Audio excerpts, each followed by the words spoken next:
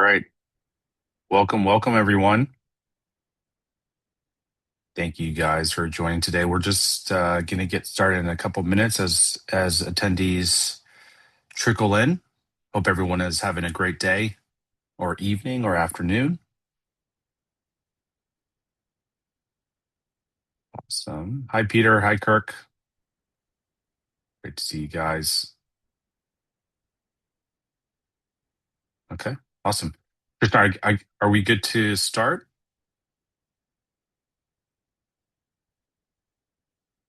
Yeah, I guess that's a thumbs up. All right. Everyone, good morning, good afternoon. It's great to have everyone here today. My name is Andrew Chang, CEO of Energy Nexus. We're the world's largest clean energy ecosystem builder. I'm very excited to have you guys here today with us for another webinar on insights from subnational governments, the new testing grounds for clean energy innovation. Just a little bit about New Energy Nexus. As I mentioned before, we're the world's largest clean energy ecosystem builder, supported about 1,800 startups to date, mobilized $107 million in capital. That has catalyzed $5.4 billion in additional follow-on funding. We've created about 8,500 green jobs all throughout our work, and we're really excited to speak about from our various chapters today how subnationals are really accelerating clean energy innovation. Just a couple of housekeeping items. I just want to mention that we're going to be having short presentations from each of our speakers from Japan, from South Korea to China to California, and then we'll go into a Q&A section. And one thing I want to mention is that, when we talk about clean energy innovation, oftentimes it's these lofty national government, national goals that we aspire to, but really the action is happening on the subnational side. And that's often where the innovation, the talent, the technology, all of that is coming together to really bring out strong companies, but also build strong industrial parks. These special economic zones and industrial parks that are facilitated by subnational governments are increasingly becoming sort of the testing grounds for new ideas, new financing models, new technologies. And today we're really going to explore from each of our regions how that's happening. So we'll have Shane from China, who's exploring how regional policies are shaping the local energy transition landscape. We have Lee from Japan, how regional governments are mobilizing capital and industry to accelerate climate tech deployment and commercialization.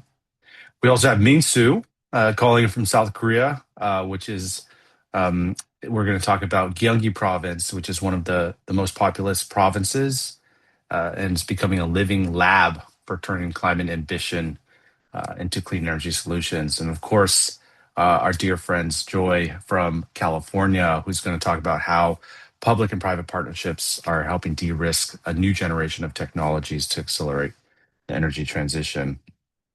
At Energy Nexus, we see this as a very important opportunity to connect each of these dots, from innovation hubs to startups to investors to subnational governments. We do this through peer learning, through knowledge exchange, through cross-border work. Our really unique magic sauce is the ability to bring everyone together to create these opportunities and spaces to talk about what have we learned in one market, how can we adapt this to another. There's no point in reinventing the wheel. And that's why it's really important that we bring everyone here today to talk about what are those learnings from each of these regions. So we're very pleased to have such a strong group of folks and speakers here today, which will highlight each of the innovations in their regions. So without further ado, I will pass it over to Shane to talk about our China work. Over to you, Shane.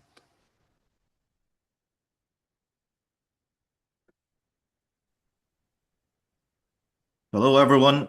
So good morning from China. So I'll spend the next 5 minutes trying to catch you up on some of the work China has been doing in terms of both energy transition as well as industrial parks, which is actually a big topic in China as well. So for the last 30 odd years, China has actually been quietly doing a lot of its own work locally in terms of the power reform and in terms of the overall green energy transition. It's been one of the success stories globally, I think, and I hope. China has been doing a lot of work, and hopefully, for the next 5 to 10 years, we will be also trying to export some of our experiences and knowledge on the global platform.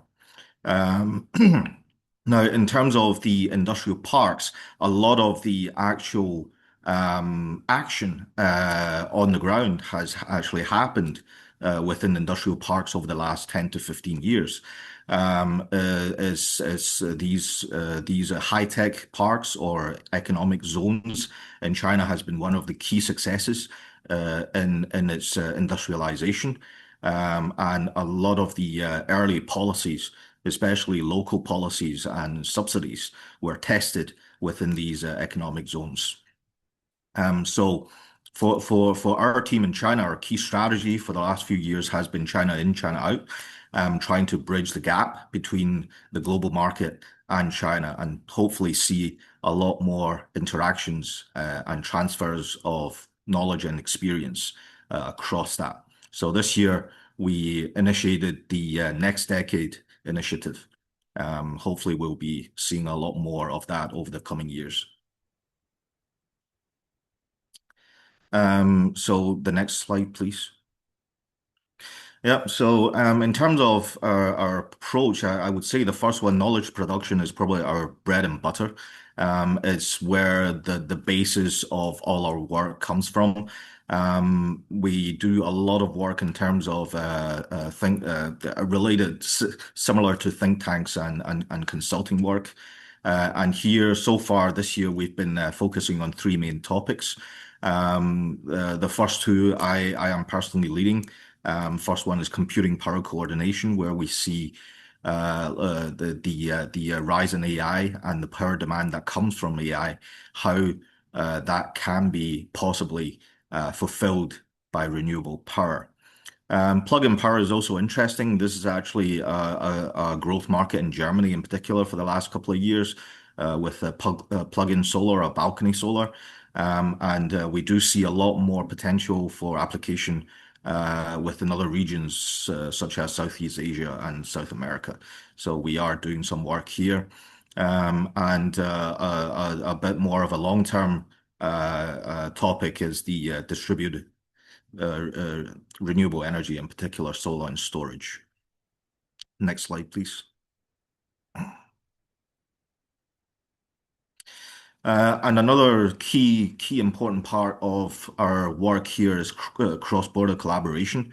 Since I joined earlier this year, we've actually hosted delegations from Pakistan and Thailand in April for Shanghai Climate Week. We actually made a trip to Suzhou Industrial Park, high-tech park, and we saw the work that went on there. The incubation and acceleration provided the local industry and companies.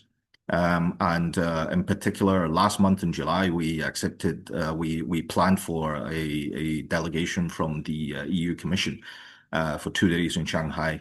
And a part of that visit was also the Caohejing industrial development zone in Shanghai. And we saw a lot of clean tech companies and some of the growth work that was happening over there. Next slide, please.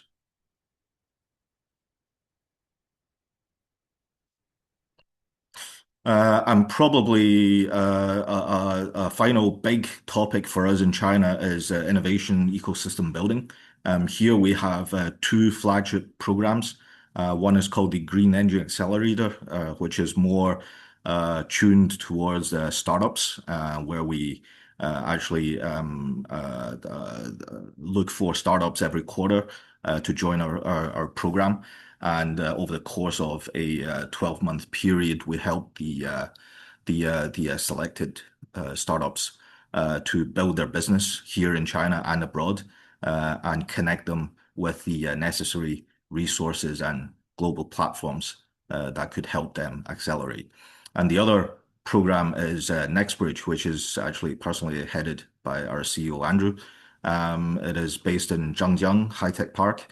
And this is actually a joint effort between New Energy Nexus and Lu Jiazui Group, which was one of the a strong background in Shanghai, a local state-owned company, and was one of the early investor and developers for the entire Pudong area, including Zhangjiang High-Tech Park. So these are very exciting initiatives. Green Engine was introduced last year, NextBridge earlier this year. Next slide, please.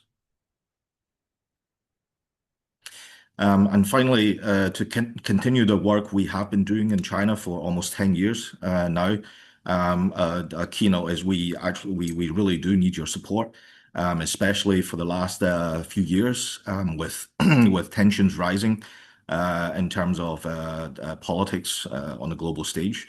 It's actually been more and more difficult for us in China to actually receive funding and help.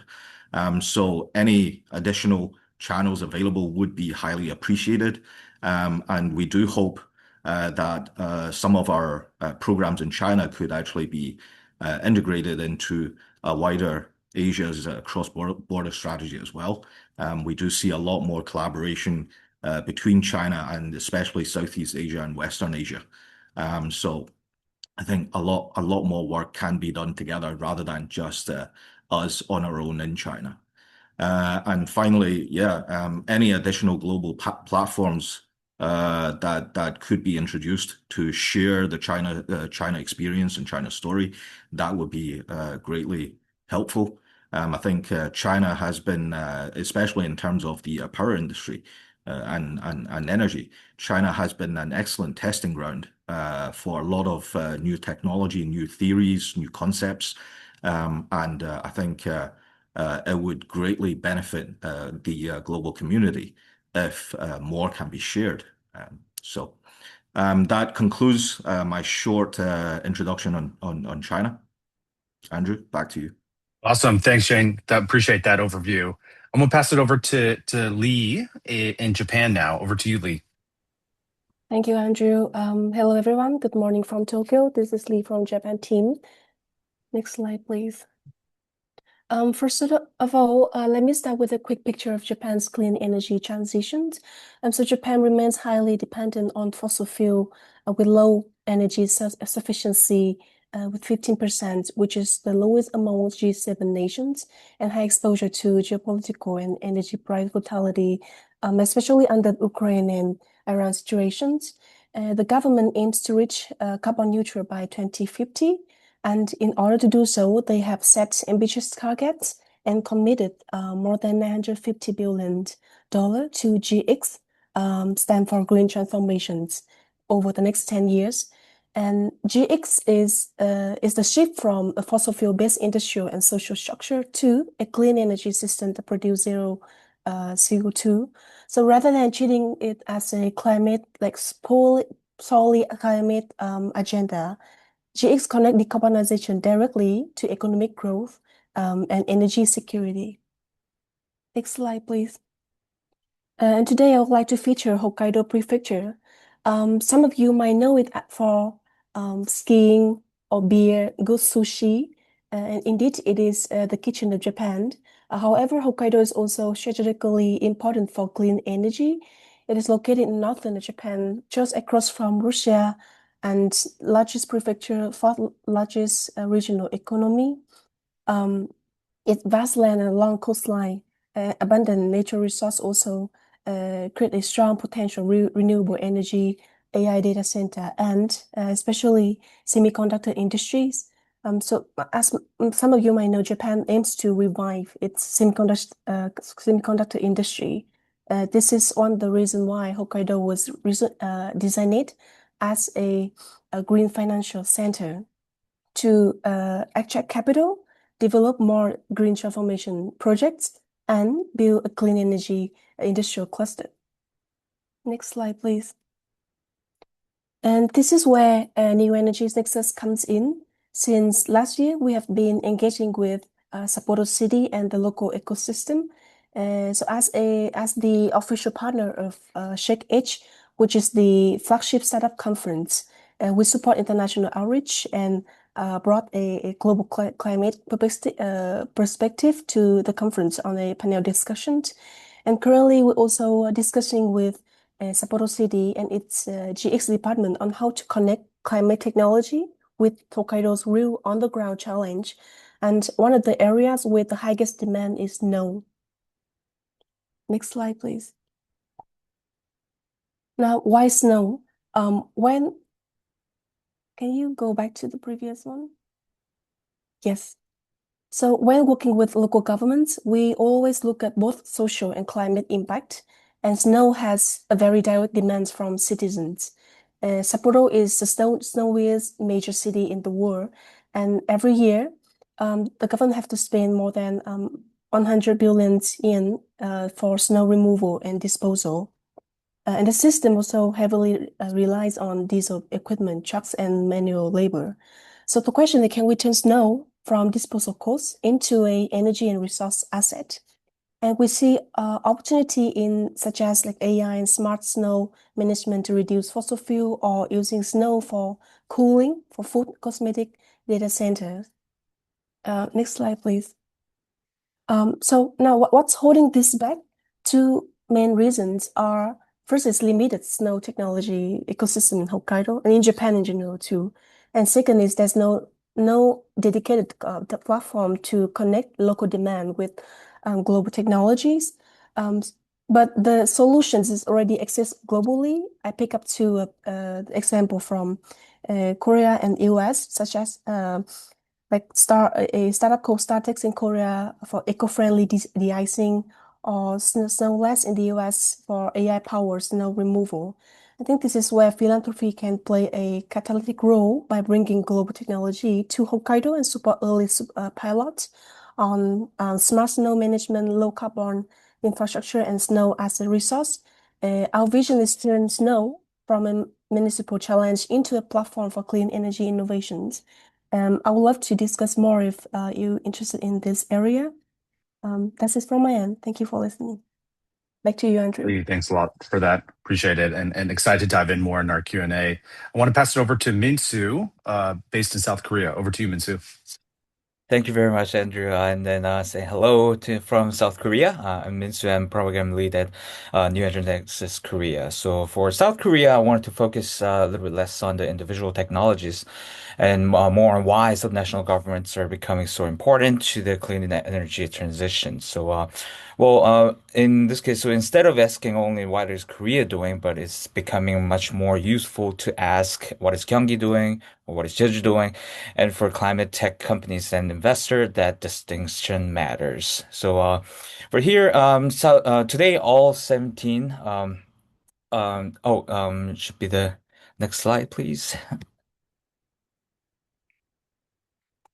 My numbers are here. So today, all 17 of Korea's major regions have established the regional carbon neutrality and green growth plans. So while the country is working towards roughly a 40% greenhouse gas reduction target by 2030, but the most important point here is not simply that 17 regions are now having a plan. It is that all those regions are beginning to translate national climate ambition into different local economic models. So we're seeing climate policy becoming increasingly connected with the industrial development, infrastructure, startup ecosystem where we're deeply involved, and investment attractions. So you could think of Korea as having one national transition, but multiple regional laboratories for figuring out how to deliver it. And I'd say Gyeonggi's province is a particularly useful example here. So you can see the number here. And next slide, please.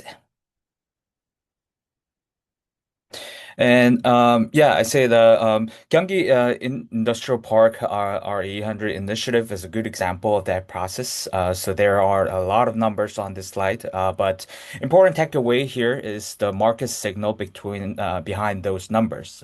So the policy framework has helped initiate the significant private investment commitments, industrial solar projects, and long-term corporate PPAs. So, including agreements and involving major Korean corporates. And these contracts are important because they provide something the clean energy market values enormously. Which is visibility. So the long-term power purchase agreement (PPAs) provide a greater certainty around the demand and revenues that gives developers more confidence to build, investor more confidence to finance, and incorporates a clearer pathway towards their own renewable energy commitment. So the role of the regional government here is not just simply announcement of an emission target, but it is to reduce uncertainty, create demand signals, and help turn climate ambition into bankable projects. So that is where policy begin to behave like a market infrastructure here. So the next slide, please. Yeah, so here talked about a lot of Gyeonggi, but then Gyeonggi is one model. Across Korea, different regions are increasingly specializing according to their own industrial structure. So energy is resource and economic strength. So the Gyeonggi is building around industrial solar, PPAs, and climate tech. Well, for instance, Seoul naturally focused on the building efficiency, retrofits, and electrification. So that each region are utilizing their climate resources and the geographical advantages here. So for the international companies, there's an important implication here so that entering the South Korean market may increasingly be too broad in the strategy. So the better question I'd say is which Korean region has an industrial customer, infrastructure, policy environment, and test bed that best matches my technology? That is the much more actionable question here. And the final one, please. And this is also where New Energy Nexus is an important role here. So we already are working with the Gyeonggi Environment Energy Agency, including efforts to connect Gyeonggi climate tech companies with international ecosystem, such as Boston Climate Week and the Gyeonggi Climate Tech Conference. And our role is increasingly to help connect those regional ecosystem with global markets, global capital, and the global learning here. So if there's a one message that I would leave for you with the Korea, it is the do not look at Korea energy transition only through a national policy and not to look at the only from Seoul. Some of the most interesting experimentation is now happening one level below, which means that increasingly Korea's provinces and cities are becoming more than administrator of climate policy. So there are becoming market makers, customers, ecosystem builders, and testing ground for next generation of the climate technology. Yeah, thank you very much, and then the rest of them I'll answer you in the Q&A session. Thanks, Misu. I appreciate that. And I actually had the pleasure of going to Boston Climate Week with the delegation of 5 Korean startups from Gyeonggi. So very impressive. All right. So to my hometown, California, Joy Larson here to talk about our Cal Seed and Cal Test Bed programs. Over to you, Joy. Thank you. Hi, everybody. My name is Joy Larson. I'm a program director at New Energy Nexus, California. And so I really appreciated everything that you're emphasizing about subnational governments because California is quite different from United States. And I think one of the things that makes us most unique is we are a capital of innovation. And so a lot of the programming that we do in California is specific more towards really early stage startups, focusing on breakthrough technologies. A lot of the work that we do in California is really focused on ratepayer benefits. So we're looking for startups that have a very clear line of sight to lowering electricity costs, increasing safety, increasing reliability, technologies that can really advance other kinds of benefits throughout the state, in addition to job growth.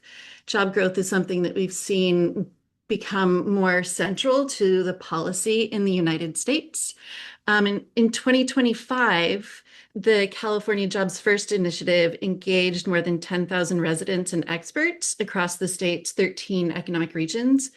And they developed community-led regional plans that were then synthesized into this large California economic blueprint. And you can see in the snapshot on the right here are all the different regions that have set out different climate and clean economy goals.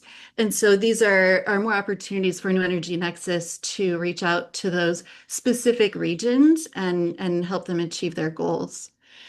But with regards to innovation, I think part of the way that we're trying to bridge innovation with job growth is to use startup accelerators and a startup pipeline to go from kind of public funding, state-funded R&D funding into private capital into regional job creation. And here's some statistics that kind of set California apart from other parts of the country. So 27% of all US clean economy startup VC funding was captured in California. There's an annual average of $150 million per year just on clean tech in California. And 12 out of the 13 economic regions have named clean economy as a strategic priority. Next slide. So we are part of a broader ecosystem within the state of California. At New Energy Nexus, we're really we have historically, at least for the last 10 years, tried to sweep the state and look for really innovative breakthrough technologies that deliver benefits to all Californians. And we do that in close collaboration with these regional energy innovation clusters.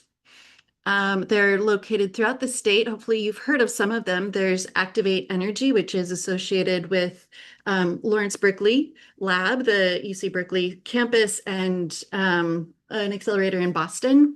There's Blue Tech Valley, which is the Central Valley region, and they focus on water, agriculture, irrigation, but all energy innovation related.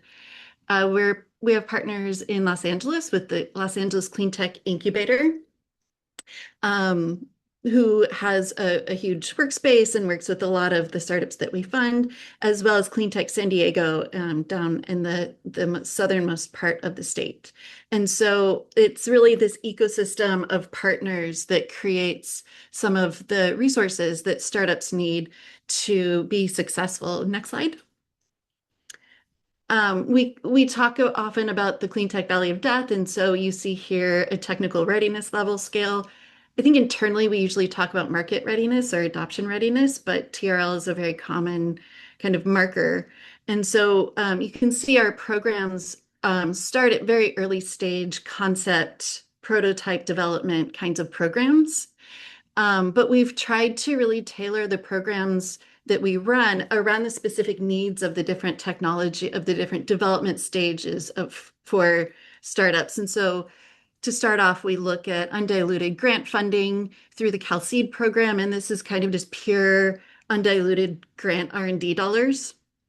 After a company has a prototype that they're ready to test, we have a voucher program called CalTestBed, where companies can take their prototype into a lab, primarily within the University of California and Lawrence Berkeley lab to test their prototype. And then from there, once they have a prototype that's ready to be piloted in demonstration and deployed, we have a few other programs that help them kind of get closer to market. And so we support a program called Power Forward, focused primarily on batteries for EVs. And we work closely with CalSTAR, ENEV, and the UC Berkeley Labor Center on that program. We're also in the middle of a Bay Area high road manufacturing initiative that's designed to really scale up battery manufacturing within the Bay Area. And then we're also working with the Torres Martinez tribe down in the Salton Sea region to help the tribe develop their own clean energy infrastructure so that they can create their own energy sovereignty, but as well as build a high road green industrial campus. Next slide. So New Energy Nexus California has been around for 10 years, and we've really focused a lot on these early stage startups because there's so many here in California, and there's a lot of infrastructure to support that R&D. As you know, California and the rest of the United States shifts towards affordability, we're looking for really kind of more industrial partnerships and looking to build out a broader network of CCAs, the community choice aggregators, and the utilities and corporate partners and potential customers for the technologies that we're incubating and accelerating in our existing programs. And so we're looking at doing some industry roundtables, some demo days, a lot of networking and connecting events where we can take kind of curated partnerships and introduce the startups that we support to some opportunities to help them get to market. And then we're also developing, oh, that's okay. So we're also looking at a high road battery innovation hub in the Bay Area and looking at other potential battery innovation hubs in Southern California. And then finally, just want to throw up a few impact metrics on the next slide. Over the last 10 years, we have funded more than 200 companies. Those companies have produced 331 patents. They've created more than 2,600 jobs, and they've mobilized more than $2 billion, and we have 5 programs. And I want to give a quick personal comment. I think, I've been with New Energy Nexus for a while, and I love these kinds of webinars and the all hands that we have because I get to learn so much from all of our partners in other parts of the world. I mean, it's just really cool to see all the different place-based initiatives that everybody on this panel has. So that's it for me. Thank you very much. Awesome, Joy. Thank you so much for introducing the CalSeed CalTestFed programs. I must say, regarding the Bay Area battery manufacturing, I actually had the pleasure of visiting Jonathan Tan at Core Shell Technologies in San Leandro, which has been a core portfolio company, both through our CalSeed CalTestFed programs, and they build a silicon anode type battery that's more efficient, it's cheaper, and then it also has the ability to have sort of safety benefits as well. So they've gone through both our programs, and they've also built a 4 megawatt production capacity production facility in San Leandro. So thanks a lot for that, Joy. So just a quick recap. It's really amazing to see this from California to Gyeonggi Province in South Korea to Hokkaido to Zhangjiang, Shanghai. We're sort of seeing this cross-pollination that's happening between a lot of these industrial parks. And with our experience working with subnational governments, oftentimes the considerations are, I call it the 3 T's. It's technology, it's talent, and it's tax revenue. And the more we sort of frame it in that lens, we can really better understand how is it that we can take these lofty national ambitions and craft it into very pragmatic solutions that can support industry, that can support value chains, that can support startups to test new and de-risk new technologies. And so I'd love to maybe pass it over to you, Joy. Actually, sort of the first question as we go into this panel is like, what do you think has been the single most important factor in making a region successful and making California successful and becoming such a strong clean energy innovation ecosystem? The single most important factor. I love this question. It's our partnerships. It's all of these amazing organizations that we work with. We partner closely with Clean Tech Open, the University of California system. We partner closely with a few other similarly placed organizations like CalSTART and Momentum, as well as the Green Lining Institute, the Center for Sustainable Energy. We have a big slide with all the logos of partners that we work with. And it's really, we're a small, mighty team, and they just add so much subject matter expertise and so much experience from their uniquely situated places within this ecosystem. They're able to contribute their own set of offerings to the startups. And so when we have a startup who has a challenge, we're able to then kind of refer them to one of our partners or one of the regional energy innovation clusters. And so I really, really want to give a shout out to our partners, and that is definitely the main strength that we have. Awesome. Thanks, Joy. Leveraging everyone's strengths. I love that. I see Lee on the screen. Lee, did you want to share? Sorry, can you repeat the question again? Yeah, no worries. What is the single most important factor in making your region successful in becoming a clean energy ecosystem? Single most important factor, would you say? Right. So for now, Hokkaido, I think is more focused on large major scale renewable energy projects. And most of it is involved by the major companies more than the startups. But looking from the success story of California, I think it's very important to link technology with really social on the ground challenge, which is affordability on job growth. Um, so yeah, like linking the technology with a social issue that can bring values to the people, citizens, would be a very crucial point. Great. Thanks, Lee. Does anybody else want to chime in? Minsu or Shane? Single most important factor that makes your region successful. Yeah, of course. Well, maybe Korea can go first.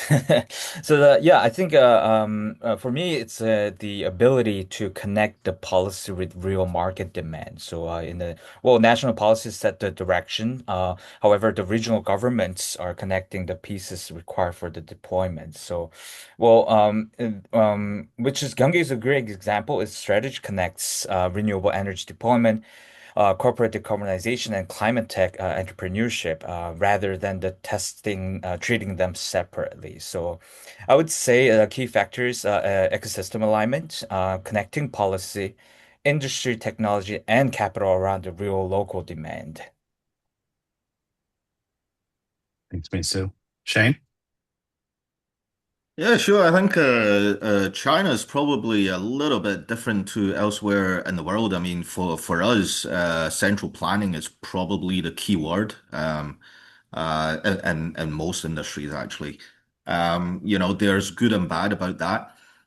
But in order for the central planned policies and system of policies to actually be brought out, put on the ground, implemented, a lot of the earlier testing work is done within a smaller, more micro environment. So, probably I would say, I actually grew up in Shenzhen. We know Shenzhen now to be one of the four biggest cities in China, autonomous cities in China. But 40 years ago in the 70s, Shenzhen didn't actually exist. It was still just a small town on the south coast, and the whole rise of Shenzhen was based on international cooperation. In the late 70s, early 80s, when China started to open up to international business, to the international market and economy, Shenzhen was almost like a substitute for Hong Kong at the time. Um, and we saw the work was done in Shenzhen. It was almost like an industrial park at the time from the beginning. And as Shenzhen grew into a more kind of almost like the high IT hub of China, we then saw other industrial economic zones started coming into Shenzhen. So we also have Shekou, which is on the coast of Shenzhen, a very key commercial zone for that. So, although I would still say the main issue is about central planning. Everything comes from central planning, but a lot of the testing work has to be done on a more micro level. Thanks, Shane. And for those who don't know, Shenzhen, that's where BYD is. So if you want to see a fully electrified city, electrified transport everywhere, just go to Shenzhen. I mean, many of the cities in China these days are very much filled with electric vehicles and buses and e-mobility, but just going to Shenzhen is just absolutely mind-blowing. So that's really great. I really appreciate that. And that insight's really important as we carry to the next question, which is, what's been so successful, but also let's talk about some of the biggest barriers for scaling our work at New Energy Nexus, right? We're a global organization. Everyone's on a different path and progress for the energy transition. Every government acts differently. Just as Shane said, China's very much more centralized. Um, where would you say are some of the biggest barriers that we are facing right now? And maybe I'll pass it over to Minsu. Yeah, so I would say from the experience that I had, the biggest gap was probably not the innovation itself, but then it is a pathway from innovation to deployment, right? There are many promising technologies, and there's capital available, but climate tech startups still need somebody willing to say, we will test this in the real factory, building, or energy system, right? So that first commercial deployment is often the hardest step.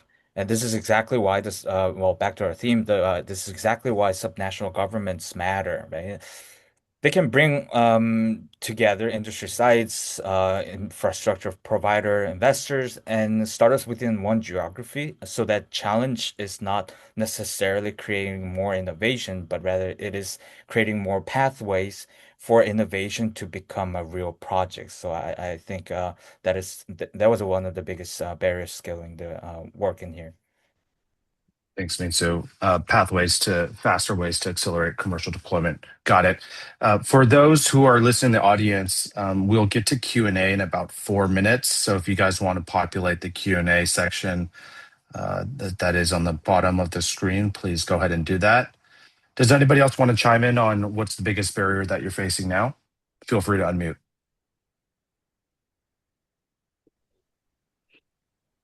I'll jump in. I think that, we do have a similar barrier. We do need to bridge that gap between kind of this innovation and actual deployment. I think that one of the, as we think about deploying capital and investing in startups, I think one of the strategies that we had employed in the United States, not just New Energy Nexus, but some of our other partners who are also funders, is that we would look at where government funding kind of stopped and kind of pick up from there. And so there's a strategy to take kind of these public policies and support them, and then deploy philanthropy or corporate support at where that government funding stops. So momentum for each startup can continue. Mm. And I think right now, since the government funding has just gone off a cliff, just the funding strategy is also, we're reworking that. We're rethinking how to deploy large amounts of capital for small businesses, for job development, as well as, not just innovation, but developing these pathways. And so I think I just want to call out that that's an opportunity for non-governmental money to support subnational work towards energy transition. Joy, I'm going to piggyback on that Yeah. response. Then are you saying that then this is where philanthropy can really have a difference and fill in that gap? Absolutely. I mean, I think, before the current administration, we had looked at philanthropy as kind of next level opportunities. Like, okay, now government funding has been used to de-risk things and kind of get things off the ground, but the government can't support deployment indefinitely. Mm. And so that's where philanthropy could help. And I think now we're all kind of reevaluating that strategy, and to see kind of more creative ways that philanthropic funding could be used to support. Thanks, Joy. Just a couple more minutes if anybody else on the panel wants to chime in on that question, either the barrier or where philanthropy can make the greatest difference. I'll jump in. I think from Japan, I mean, especially for Hokkaido case, will be more early.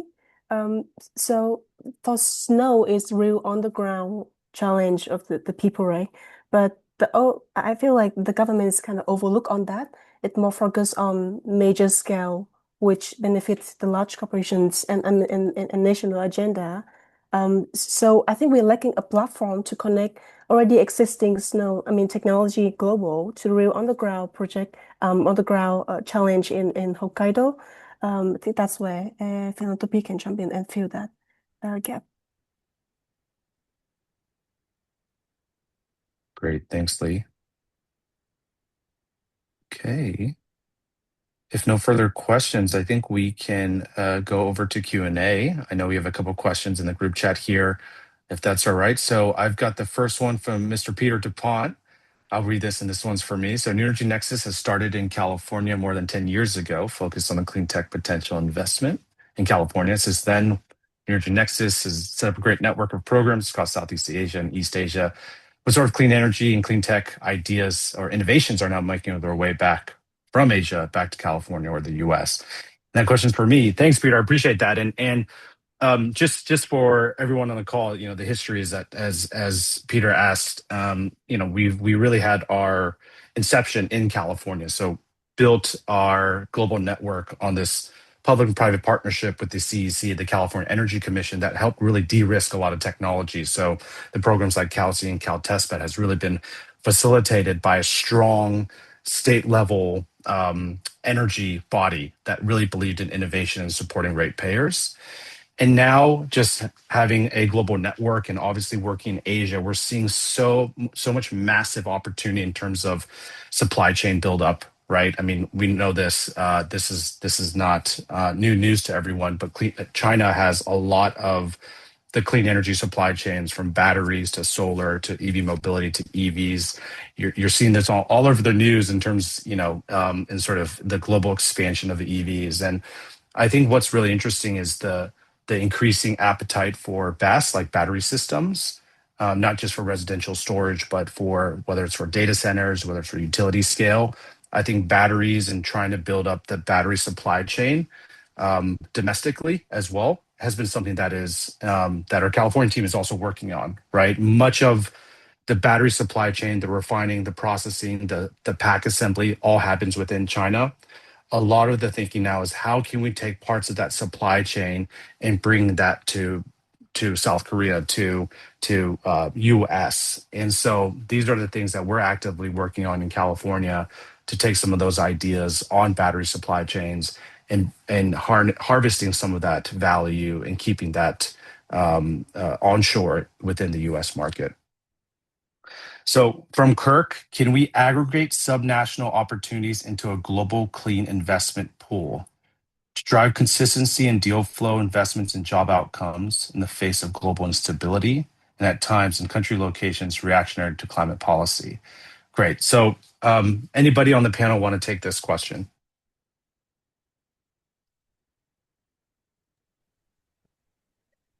Yeah, maybe I could jump in here. Yeah, I would say absolutely yes. But I would think of it as a globally aggregated pipeline rather than the simply just one global fund. So the regions themselves should remain specialized, but we could standardize how opportunities are originated and evaluated and how it measured. So that gives investor diversified exposure across the geographies and helps maintain investment continuity even when the national climate policy become volatile. So, well, additionally, for New Energy Nexus, that could mean turning our regional networks into a consistent pipeline that connecting local projects with the global capital. So, yeah, that's part of my answer. Thanks, Mitsu. I like that. So creating a standardization where all investors can look at this pool and understand it, because the standardization for across markets can often be very different. So looking at through a lens that everyone can get behind, that helps the sort of the translation of the deal flow that's coming in and how to actually measure whether or not these deals are worth investing or not. Yes. Okay, thanks, Kirk. Or thanks, Minsu, excuse me. Anybody else want to chime in?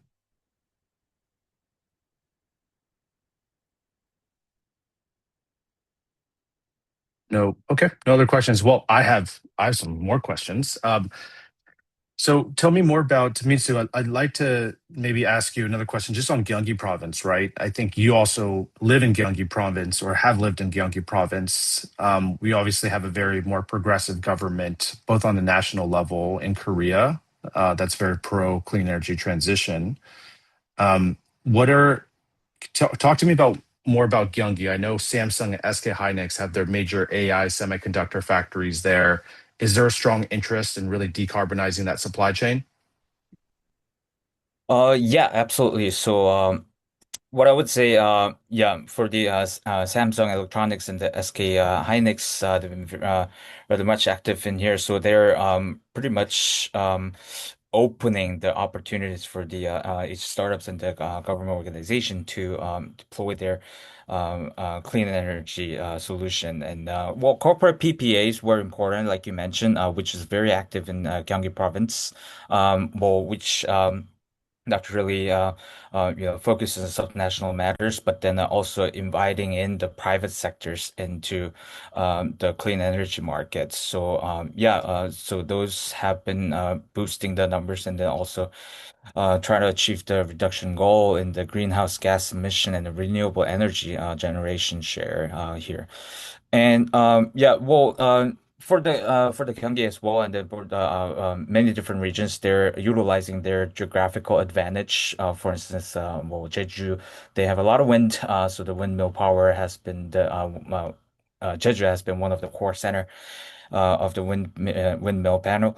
And well, back to the Gyeonggi, I'd say well, yeah, they have many different plans and the points. However, what I would say, um, well, explaining partial coverage should be stronger here. So hopefully that answered my question. And then also one message that economic scale and the Samsung, SK Hynix, industrial decarbonization and the flagship potential that also brings, and the POSCO, for instance, in Pohang, where there's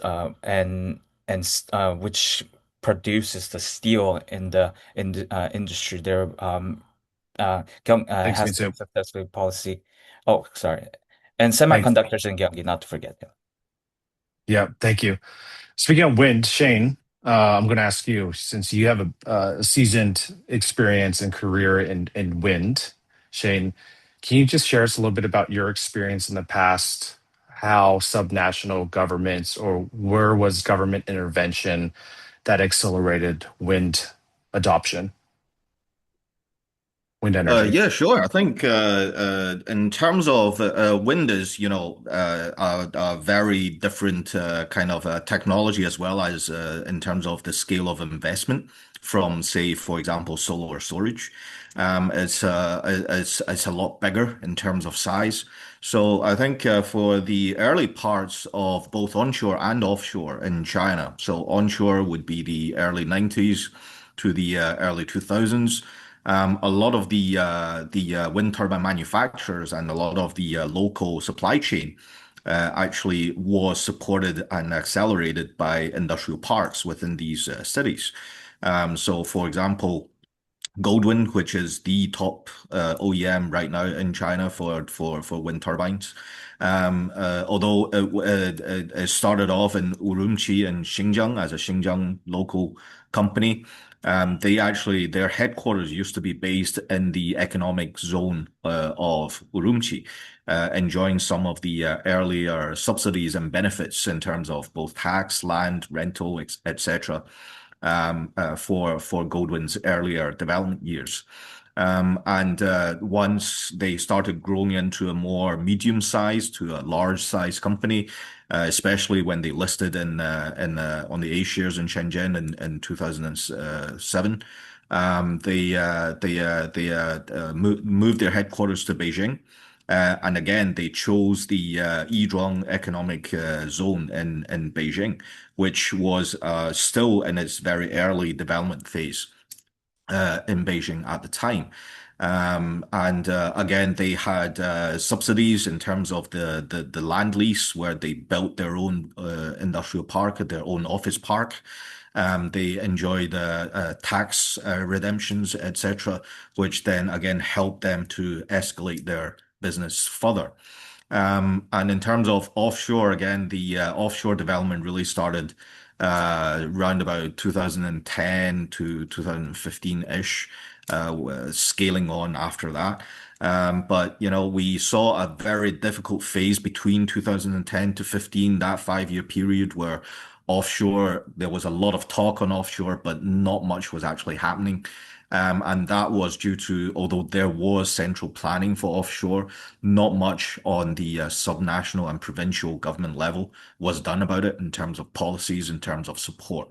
So it was really into the 2016 and 17 period where except for Jiangsu was, one of the earlier provinces to actually develop Yeah. offshores in terms of intertidal. Again, a lot of local policies and a lot of coastal economic zones there, specifically for Mm. offshore supply chain. But in Thanks, Shane. 16 to 17, Guangdong was the one that really pushed offshore forward, which actually helped Mingyang to become one of the key suppliers. Key supplies for offshore wind, right? Got it. Thanks, Shane. Appreciate that. We've got another question in. Do you see the value in tracking other metrics longitudinally in addition to the commercialization ones to drive capital to tech that have been through our respective programs? Like core shell are contributing to the transition to megawatts, CO2 avoided, etc. If so, what are those challenges? I think that's a fantastic question. Joy, do you want to take that? Sure. I mean, I think there's a lot of unique metrics that can be captured with specific technologies. But one of the metrics that I find to be really interesting is number of companies that are started, um, and number of companies that come from kind of non-traditional backgrounds. So there's a pretty strong pipeline from universities to um, startup to corporations. And I think that finding entrepreneurs that maybe don't come from the same kind of background, they maybe don't have access to VCs or kind of an investor community. And so some of the startups that we support, like Gridware, for example, that was founded by a lineman who was working on improving distribution lines, and he saw the wildfires that were happening and developed a way to get out ahead of wildfires, to detect wildfires from individual polls. And so his kind of founder story is interesting because he doesn't come from this traditional academic background and he was not really well connected to a VC community. And so through our program, we were able to see his innovation, recognize the merits of it, fund his startup, and he's since gone on. Gridware is now deployed over 1,000 units in the PG&E territory, and that was since 2020. And so to see someone who was a former lineman become now a startup founder and be able to deploy his idea, this idea he had in his mind, to be able to deploy that across all of Northern California, I think it's a powerful story. And I think, if we're talking about metrics, there's obviously number of units deployed, number of customers, there's SAIDI, there's KD, there's a number of different data that we can add to fill in that story. But I really like the metrics around kind of these unconventional founders. Love that, Joy. And not to mention, he raised what, 26.4 million in a Series A, and then on it's really impressive in terms of what value is being created. But I think this is also where emissions avoided or emissions mitigated through our work, I mean, is a key metric that we track. So CO2 emissions avoided through the startups that we support with. We have a very sophisticated tracking mechanism that identifies, where this technology is being deployed, how much of it has been deployed, where are we in New Energy Nexus intervening in that stage of growth for that company, and how can we contribute and accelerate the deployment of that technology, which then means there's going to be more CO2 avoided or mitigated through our programming.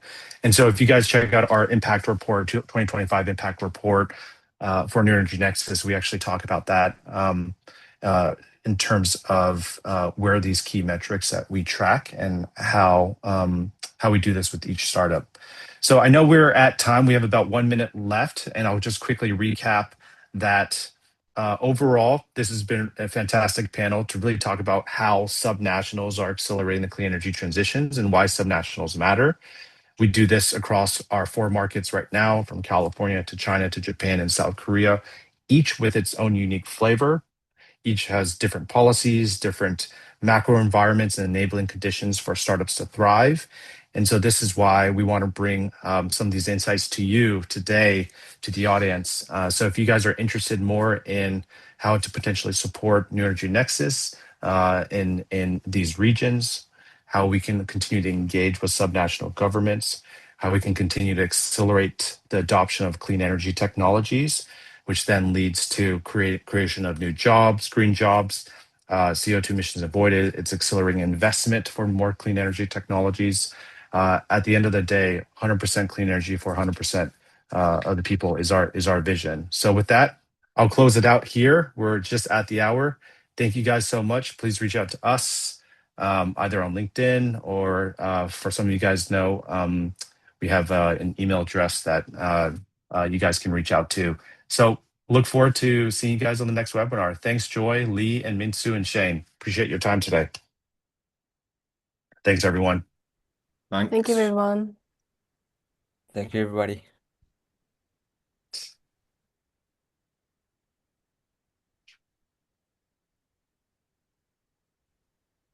So are we closing out? Thanks, Joy. Thanks, Lee, Minsu, Shane. Appreciate you guys. That was awesome. Thank Thank you so you. much. Bye. Thank you. Thank you, Have a Andrew. nice day. Bye. Bye. Bye-bye.